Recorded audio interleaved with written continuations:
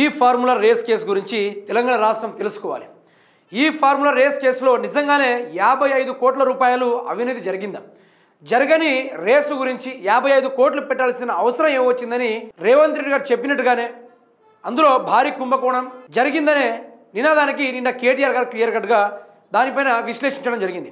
ఈ race case ఇదొక తెలంగాణ రాష్ట్ర బ్రాండ్ని పెంచే ఒక గొప్ప కార్యక్రమం లాంటిది, అంటే ఒక పెట్టుబడి లాంటిది.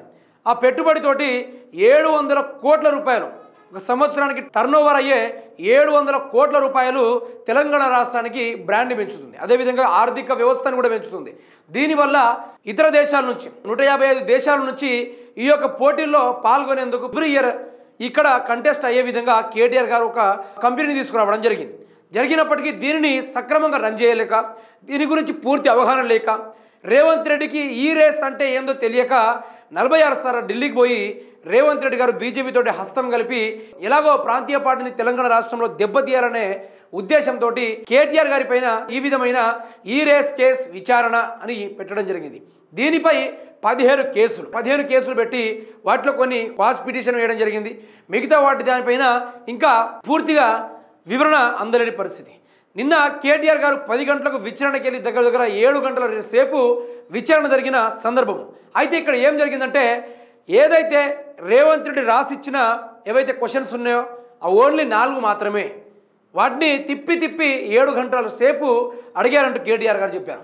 నిజానికి తెలంగాణ రాష్ట్రంలో సమస్యల పరంగా తన గొంత వినిపిస్తున్న కేటీఆర్ గారిని ఒక 6 నెలల్లో లేకుంటే సంవత్సరం పాటు జైలు పెట్టేసి రాష్ట్రంలో ఉన్న ఏవైతే సంపదలు ఉన్నాయో వాటిని పూర్తి స్థాయిలో కొల్లగొట్టేద్దామనే ఆలోచనతోటి కేటీఆర్ గారి పైన భారీ కుట్రను పన్నుతుంది ఒక కాంగ్రెస్ పార్టీ, బీజేపీ పార్టీ.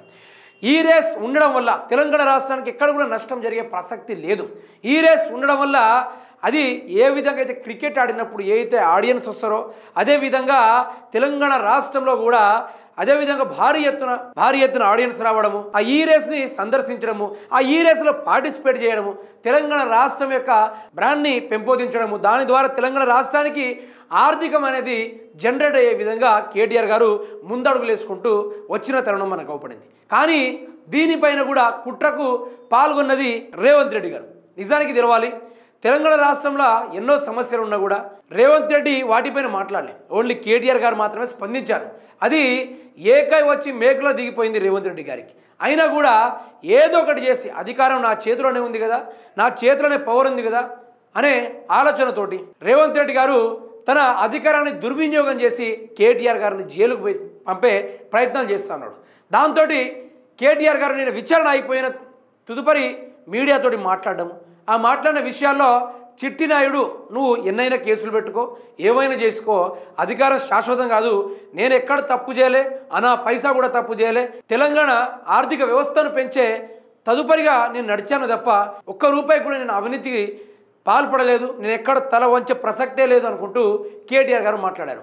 నువ్వు ఇన్ని రోజులుగా జై తెలంగాణ అనని తెలంగాణ ద్రోహివి, నిన్ను హౌలా అంటే ఏదో ఫీల్ అయిపోయినావు, నేను నిన్ను బరాబర్ హౌలానే అంటా అనుకుంటా కేటీఆర్ గారు నిన్న మాట్లాడిన విషయం మనం చూసింది.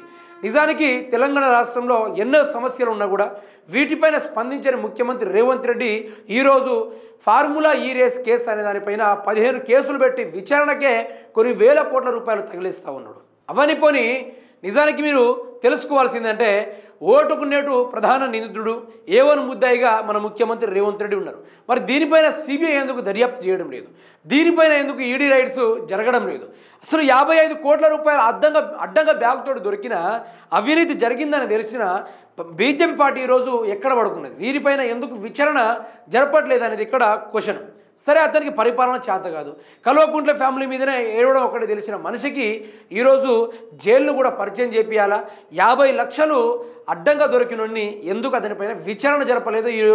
ఈరోజు బీజేపీ పార్టీ దానిపైన మాట్లాడాలి. సంవత్సరాలు గడిచినా కూడా రేవంత్ రెడ్డి అన్న హామీలపైన ఏ ఒక్కరోజు కూడా ఏవి చక్కగా జరపలేదు. వాటి గురించి కూడా ఈరోజు మాట్లాడాలి.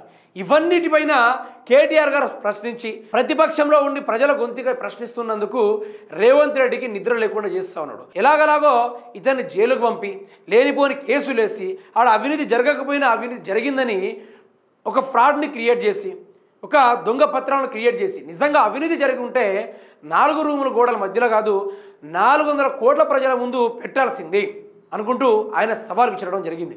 నిజానికి అవినీతి జరిగిందంటే రాష్ట్ర ప్రజలకు అర్థం కావాలి. ఏదైతే దొరికిన ఆ ఆధారాలు ఉన్నాయో ఆధారాలు తెలంగాణ రాష్ట్రం ముందుకు పెట్టాలి. నాలాంటి మీడియా మిత్రులకు కూడా షేర్ చేయాలి. వాటిపైన మేము కూడా మాట్లాడతాం. నిజంగానే కేటీఆర్ గారు 55 కోట్లకో 700 కోట్లకో 150 కోట్లకో అవినీతి జరిగిందని మేము కూడా దాన్ని ప్రజల్లోకి తీసుకునే ప్రయత్నం చేస్తున్నాం. అంటే ఇక్కడ అవినీతి జరగలేదు. అవినీతి జరగక రాష్ట్రాన్ని భ్రష్టు పెట్టడానికి, ప్రజలని ఆ యొక్క ఊహాగానం నుంచి దూరం తీసుకెళ్లడానికి, వచ్చే గ్యారెంటీల పైన కాదు కేటీఆర్ అరెస్ట్ అవుతున్నడే ఆలోచన మీద ఇవన్నీ డ్రామాలు చేస్తూ ఉంటే ప్రజలు కూడా రావాల్సిన గ్యారెంటీని మర్చి నిజంగానే కేటీఆర్ అరెస్ట్ అవుతుండా అనే మాట పైన ఆ యొక్క భ్రాంతికి వెళ్ళిపోతారు. కాబట్టి ఆ యొక్క ఆలోచనతోటి రేవంత్ రెడ్డి గారు పెట్టిన ఇది ఒక కొత్త డ్రామా అని చెప్పుకోవచ్చు. కాబట్టి ఈ ఫార్ములా రేస్ కేసులో ఎటువంటి ఆధారాలు లేదు, అవినీతి జరిగిందన్న ఒక ఆధారాలు కూడా లేదు. ఆధారాలు లేకుండానే వేల కోట్ల రూపాయలతోటి విచారణ పేరుతోటి ఆగం పాలు చేస్తుంది ఇక కాంగ్రెస్ సర్కార్, బీజేపీ సర్కార్. రాష్ట్రంలో ఈ రేస్ కేస్ ఇది ఇంత ఇంపార్టెంట్ కూడా కాదు. అది తెలంగాణ రాష్ట్రానికి ఆర్థిక వ్యవస్థను పెంచే కార్యంగా తీసుకొచ్చింది తప్ప రాష్ట్రాన్ని ముంచే ప్రయత్నం కాదు. రాష్ట్రాన్ని ముంచే ప్రయత్నాలు రేవంత్ రెడ్డి చేస్తూ ఉన్నాడు. నిజానికి ఏసీబీ కావచ్చు, నిజానికి ఈడీ రైట్స్ కావచ్చు, బీజేపీ కావచ్చు స్పందించాలి. స్పందించి వారిపైన విచారణ అనేది పూర్తి స్థాయిలో జరపాలి.